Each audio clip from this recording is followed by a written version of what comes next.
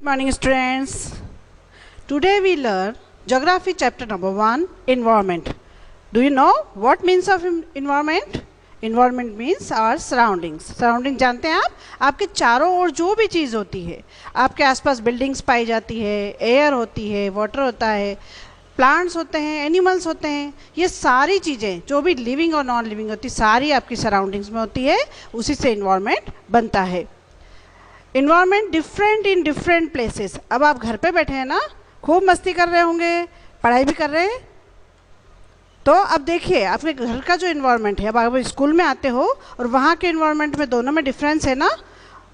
Village में जाते हैं और फिर सिटी में आते हैं, गांव में और सिटी में दोनों जगह इन्वायरमेंट चेंज होता है. अब अंटार्कटिका में चले जाएं आप, जहाँ बर्फ़ ही बर्फ़ है चारों तरफ. फिर सहारा डेजर्ट में जाएं, डेजर्ट एरिया कैसा होता है, वहाँ बहुत सारी डेजर्ट पाई जाती है, जिससे गर्म होता, हॉट होता है वो. तो दोनों में कितना डिफरेंस है. नेक्स्ट है अब कंपोनेंट्स ऑफ इन्वायरमेंट. कंपोनेंट्स हमारे हैं इन्वायरमेंट के, कौन कौन से होते हैं.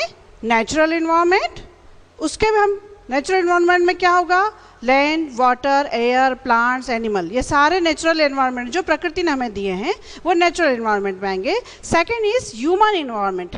ह्यूमन मनुष्यों का, मनुष्य जो इन्वायरमेंट अपने चारों ओर बनाता है अपनी सुविधा के अनुसार, अपनी थॉट के अनुसार, अपनी धारणाओं के अनुसार, वो उसका इन्वायरमेंट होता है. वो अपनी सुविधा के अनुसार उसको चेंज करता रहता है. Human environment clear. उसमें आपकी रोड आ जाती है, हाउस आ जाते हैं, रेलवेज, बिल्डिंग्स. अब उसको बड़ा मकान चाहिए, छोटा वाला तोड़वा के फिर बड़ा बनवा देता है. रोड छोटी हो जाती है, 4 लेन बनवानी है, उसको फिर पास की सब चीज़ें गायब करके, पहाड़ों को काट के वो अपनी रोड को चौड़ी कर देता है, 4 लेन 6 लेन तक हो जाती है. तो वो अपने अकॉर्डिंग इन्वायरमेंट को चेंज करता रहता है. अब नेक्स्ट है, यहाँ देखिए इन्वायरमेंट. इन्वायरमेंट में हमारे क्या होती हैं, नेचुरल इन्वायरमेंट जो होता है वो होता है बायोटिक और अबायोटिक. बायोटिक में आपके है जिसमें कि आपके बायोटिक इन्वायरमेंट में प्लांट्स हैं, एनिमल्स हैं, ये सब बायोटिक इन्वायरमेंट्स में आते हैं जो प्रकृति ने हमें दिए हैं. अबायोटिक इन्वायरमेंट्स में भी नेचुरल के द्वारा प्रकृति प्राप्त होते हैं हमें, लेकिन अबायोटिक इन्वायरमेंट में नॉन लिविंग थिंग्स आते हैं, लैंड, वाटर, मिनरल्स, ये सारे हमारे अबायोटिक इन्वायरमेंट में आते हैं. फर्स्ट हम देख रहे हैं यहाँ पर लिथोस्फीयर. लिथोस्फीयर में देखिए आप, लिथोस में क्या आ जाएगा आपका, लैंड आ जाएगा, जितनी भी ज़मीन है आपकी, माउंटेन्स आ जाएंगे, प्लेट्यूज आ जाएंगे,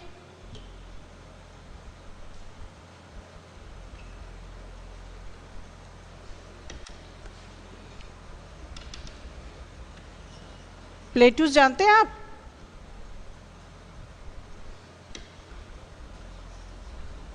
प्लेट्यूज,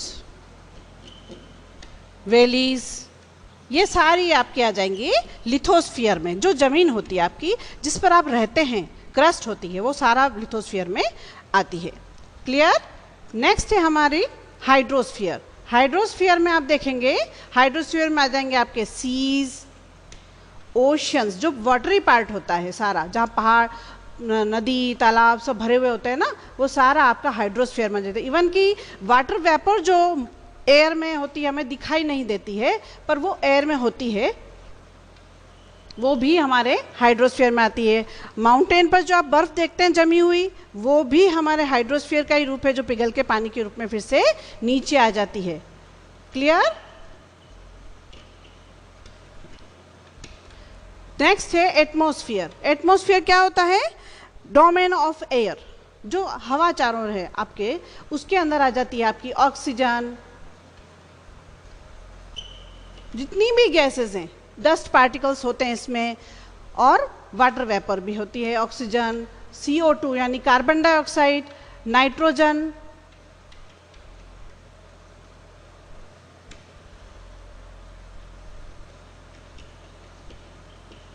एक्सेट्रा, ये सारी जो आ जाती हैं आपकी एटमॉस्फेयर में. अब इन सब को शामिल करके अर्थ में कौन रखेगा, बायोस्फीयर. बायोस्फीयर जहाँ पर हमारा जीवन संभव है, इसके अंदर आपकी सारी आ जाएंगे प्लांट्स, एनिमल्स, एक्सेट्रा, ये सारे आपके बायोस्फीयर में आएंगे जितनी भी। It is a narrow zone of the earth where land, water and air, land, water and air सारी जो हैं बायोस्फीयर से कनेक्टेड होती हैं, जो जीवन जीने के लिए संभव होती हैं। क्लियर? नेक्स्ट है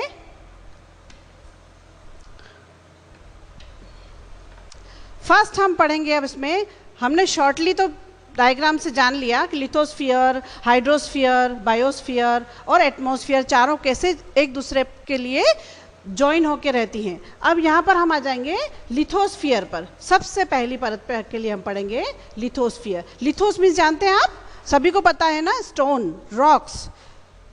लिथोस्फीयर को पूरा बोलेंगे हम, रॉकस्फीयर भी बोल सकते हैं। It is the solid crust और the hard layer of the earth, कठोर होती है ये। It contains like mountains, valleys, plains, plateaus etcetera. ये सब मैं आपको पहले भी समझा चुकी हूँ। आप देखिए इनकी इंपॉर्टेंस क्या है। अब ये सब चीज़ें हमें क्या काम आती है। फर्स्ट आती है forest and grassland for grazing, जंगल और ग्रासलैंड होते हैं, मैदान होते हैं घासों के, वो किस लिए आते हैं, जानवरों के चारागाह के लिए, उनको भोजन के लिए। सेकंड है लैंड फॉर एग्रीकल्चर, खेती करने के लिए, कृषि करने के लिए किसानों को जमीन उपलब्ध होती है इससे। थर्ड है लैंड फॉर ह्यूमन सेटलमेंट, मनुष्य जो अपने मकान बनाकर रहता है वो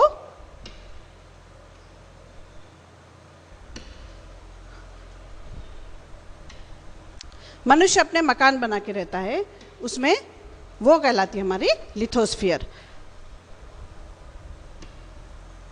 फोर्थ है sources of minerals wealth. Minerals wealth बहुत सारे, आयरन है, मैग्नीशियम है, जितने भी सिल्वर है, गोल्ड है, जितने भी मिनरल्स पाए जाते हैं, कोयला, इवन कोयला तक हमारे उससे ही, रॉक से ही प्राप्त होता है, कोयला, पेट्रोलियम, सारी चीज़ें। तो सोर्सेज ऑफ मिनरल्स वेल्थ, जो हमारा धन है, खनिज संपदा का धन है, वो हमें लिथोस्फीयर से ही प्राप्त होता है। सेकंड है हाइड्रोस्फीयर, जिसको शॉर्टली मैं आपको डायग्राम में बता चुकी हूँ।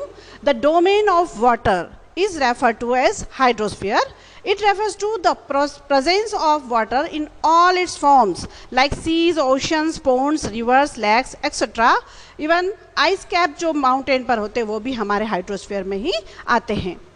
Third is atmosphere. एटमॉस्फेयर तो आप सभी को पता है, द डोमेन ऑफ एयर, जो हमारे चारों ओर हवा है, उसमें कार्बन डाइऑक्साइड हो, नाइट्रोजन हो, हाइड्रोजन हो, सारी जितनी भी है वो उसमें शामिल होती है। नंबर ऑफ गैसेस सारी उसके अंदर शामिल होती है। वाटर वेपर, डस्ट पार्टिकल्स जो होते हैं, धूल के कण, वो भी हमें कुछ दिखाई देते हैं, कुछ नहीं दिखाई देते हैं, तो वो सारे उसमें हमारे एटमॉस्फेयर में शामिल होते हैं। फोर्थ नंबर है हमारा biosphere. It includes all the living components of environment, जो भी जीवित चीज़ें हैं हमारे एनवायरनमेंट में, लाइक प्लांट्स हों, animals, any type of animals who live in desert, who live in water, who live in on land, all and fly in air, all animals it can include in biosphere, insects, microorganism and human beings. Clear? मनुष्य भी हमारे उसी में आते हैं।